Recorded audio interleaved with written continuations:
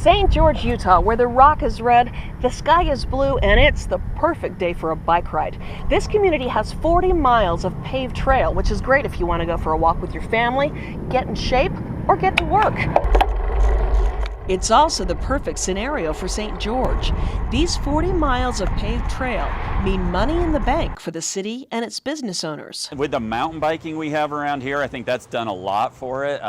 It's been written up in magazines worldwide. I have people come from all over the world saying they come here just to ride our trails. Now, trails that connect communities are making it possible for people to get around like never before.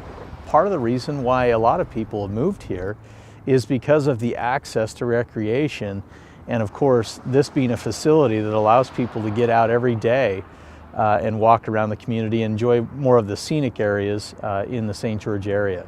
In fact, many cities and towns in Utah are working to develop trail systems that connect communities. Provo Canyon, a crisp autumn day, cyclists can ride from Vivian Park near the road to Sundance into Utah Valley. A cyclist can take a trail all the way to Utah Lake or ride northward on the Canal Trail, which connects with the Jordan River Trail. The Jordan River Trail eventually connects to the Legacy Parkway Trail at the north end of the Salt Lake Valley, which creates more than 67 miles of nearly continuous trail in northern Utah. But there are still a few gaps that city planners want to fill. On the Wasatch Front, we're real unique in that you're bookended by the mountains and the lake, and we've got to find a way to connect these communities. Utah's expanding trail system is literally enhancing our quality of life. Bicycling improves our health, reduces road congestion and air pollution. It's less expensive than driving, and it boosts the economy. It's huge. It's absolutely huge. The tourist dollar is about 70%, approximately about 70% of our entire revenue stream.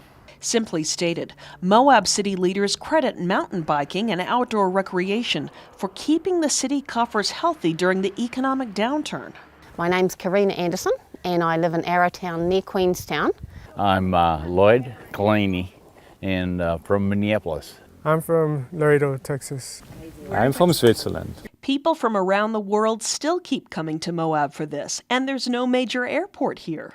It's the epicenter of mountain biking. It's, the first one you ever hear about when you hear about mountain biking out west. This is totally unique compared to anything else that I've ever ridden.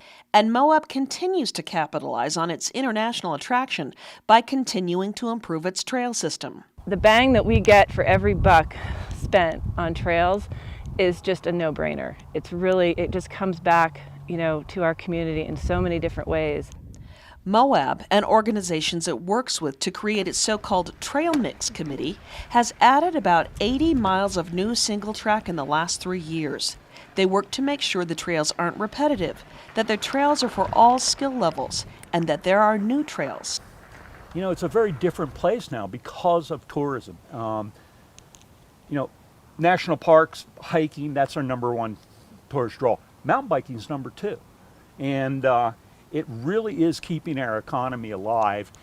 Moab has also worked to connect the city to the open space with its trails. On this pass system, you're seeing everything, little kids and every kind of user you could think of.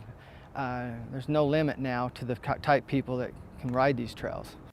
It's not just international tourists that are converging on Utah to ride bikes, it's the pros. Our door is opening to new opportunity as world-class cyclists discover Utah's countryside with segments of terrain steeper than the Tour de France. More on Utah's unique draw in our next segment. For the Utah League of Cities and Towns, I'm Susan Wood.